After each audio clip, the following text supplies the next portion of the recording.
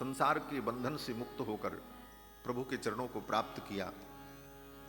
वैकुंठ में महान उत्सव होता है, उस उत्सव का नाम वैकुंठ उत्सव है। उसी का अनुभव हम यहाँ पर करते हैं और उस उत्सव में वैकुंठ के पार्षद भगवान का विविध अर्चन समर्चन, वेद पुराण स्मृति प्रबंधादि समस्त ग्रंथों का पाठ और भगवान का गुणानुवाद यह करते हुए वैष्णव लोग भगवान का मुखोल्लास करते हैं और भगवान को बड़ी प्रसन्नता की अनुभूति होती है कि मेरी संपत्ति मुझे प्राप्त हो गई। वास्तव में ये जीव परमात्मा की संपत्ति है, परमात्मा की विभूति है और ये भगवान से बिछुड़कर दुख पाता है तो केवल जीव दुख पाता है ऐसी बात नहीं, ठाकुर को भी दुख होता है कि मेरा ये जीव, मेरा अंश मुझसे दूर है। और जब वो उन्हें प्राप्त कर लेता है तो भगवान को भी परम प्रीति होती है, भगवान को भी परम प्रसन्नता होती है। उपनिषदों में वर्णन है कि जब कोई जीवात्मा मुक्त होकर के भगवान के धाम में पहुंचता है तो सभी वैकुंठ के पार्षद उसका भव्य स्वागत करते हैं और पूरे वैकुंठ में उसे भ्रमण कराते हैं। उसे भगवान के समान ही दिव्य ज्ञान, शक्ति सब कुछ प्राप्त हो जाता है। एष आत्मा अपहत पापमा विजरो मृत्युर्विशोकः अजिघित्सः अपिपासः सत्यकाम सत्यसंकल्प आविर्भूत गुणाष्टकः। श्रुति कहती है, वेद कहता है कि जीवात्मा जब मुक्त होकर के भगवान के धाम में पहुंचता है तो भगवान के जितने दिव्य ये गुण हैं वो सब गुण उस जीवात्मा में भी प्रकट हो जाते हैं। एष आत्मा अपहत पापमा, जैसे भगवान समस्त कलमश से रहित हैं उसी प्रकार वो जीवात्मा भी अपहत पापमा हो जाता है। मृत्युर्विशोकः, जैसे भगवान विशोक हैं उसी तरह वो जीवात्मा भी विशोक हो जाता है। अजिघित्सः अपिपासः, जैसे भगवान को भूख प्यास नहीं लगती, वो सदा तृप्त और संतुष्ट परिपुष्ट हैं, उसी प्रकार जीवात्मा को भी अनुभूति होती है। एष आत्मा अपहत पापमा विजरो मृत्युर्विशोकः अजिघित्सः अपिपासः सत्यकाम सत्य संकल्प, जैसे भगवान सत्यकाम हैं और सत्य संकल्प हैं उसी तरह जीवात्मा भी सत्यकाम सत्य संकल्प हो जाता है। जो चाहे सो कर सकता है, वही सामर्थ्य जीव को प्राप्त हो जाता है। आविर्भूत गुणाष्टकः, बोले भगवान जो चाहते हैं सो कर लेते हैं, वही जीवात्मा भी कर सकता है। तो वेदांत में शंका उपस्थित की, जी महाराज ब्रह्म सूत्र के अंतिम अध्याय में कहते हैं कि जगत व्यापार वर्जम, वो सब कुछ कर सकता है लेकिन जगत का व्यापार नहीं कर सकता। ये जगत को बनाना बिगाड़ना ये सब काम तो भगवान का ही रहेगा, जीवात्मा नहीं करेगा। कर सकता है लेकिन वो करेगा नहीं। क्यों? बोले वो जान जाता है कि ये कार्य तो प्रभु का है, मेरा कार्य नहीं। हाँ, भगवान की अनुमति हो, भगवान अगर आज्ञा दें कि तुमको ये कार्य करना है तो वो भी कर सकता है, लेकिन वो स्वेच्छा से नहीं करता। वेदव्यास जी कहते हैं जगत व्यापार वर्जम, जगत व्यापार को छोड़कर, सृष्टि संहार पालन की क्रिया को छोड़कर बाकी भगवान की इच्छा के अनुकूल वो सारे कार्य करता है। अनावृत्ति शब्दात, अनावृत्ति शब्दात, फिर उस जीव की संसार में कभी आवृत्ति नहीं होती, फिर कभी संसार नहीं आता। ऐसे मुक्तात्मा जब वैकुंठ में पहुंचते हैं भगवत पार्षद बनकर, तो भगवान से उनका बड़ा मधुर संवाद होता है। वो जीव जाकर के भगवान को साष्टांग करता है, साष्टांग प्रणाम करके भगवान से प्रार्थना करता है, अहमन्नम अहमन्नम अहमन्नम, यही प्रार्थना करता है। तैत्रीय उपनिषद के ब्रह्मानंद वल्ली में इसका वर्णन है कि वो जीवात्मा भगवान के सम्मुख जाकर के कहता है अहमन्नम अहमन्नम अहमन्नम, हे प्रभो मैं अन्न हूं, मैं अन्न हूं, मैं अन्न हूं।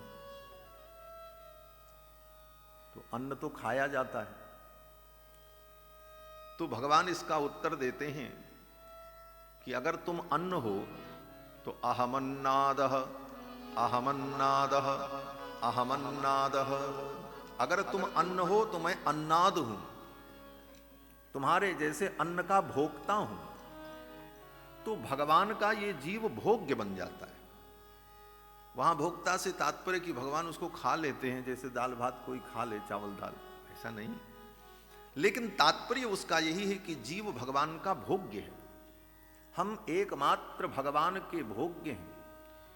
इसी को हमारे आचार्यों ने अकारत्रय कहा है।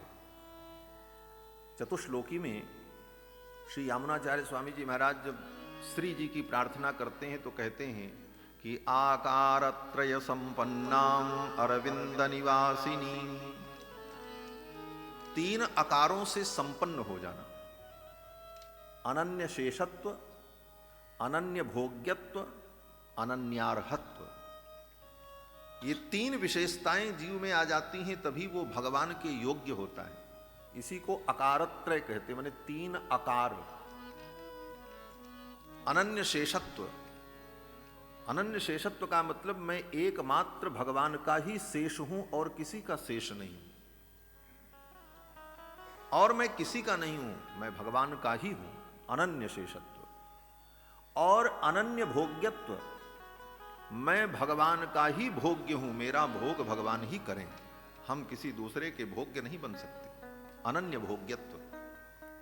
और अनन्यार्हत्व, हम एकमात्र भगवान के लिए ही हैं, भगवान के ही योग्य हैं और किसी के योग्य नहीं। तो अनन्य शेषत्व, अनन्य भोग्यत्व, अनन्यार्हत्व, ये तीन आकार हमारे अंदर प्रतिष्ठित हो जाए, हम भगवान के भोग्य बन जाएं, यही जीवन का परम लक्ष्य है। जीवात्मा वैकुंठ में पहुंच करके भगवान का भोग्य बन जाता है। भगवान उस जीव को पा करके परम आनंद का अनुभव करते हैं और भगवान उसे अपना नित्य सान्निध्य सदा सदा के लिए प्रदान कर देते हैं।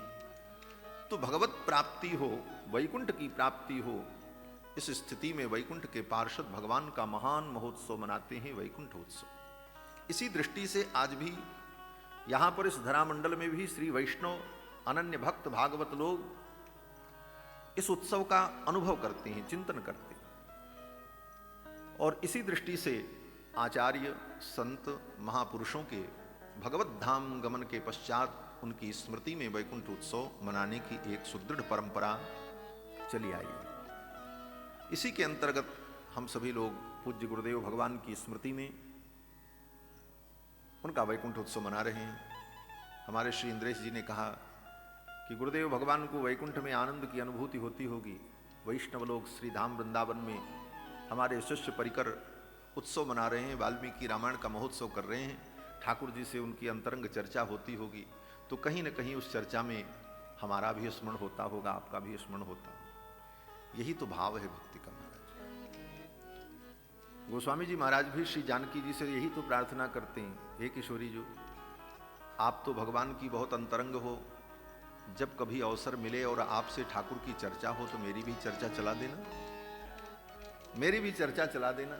अम्ब अवसर पाई कमहु, अम्ब अवसर पाई कमहु, मेरी ओ सुधि ध्याई भी कछु, करुण कथा चलाई कमहु। अम्ब अवसर पाई कमहु, अम्ब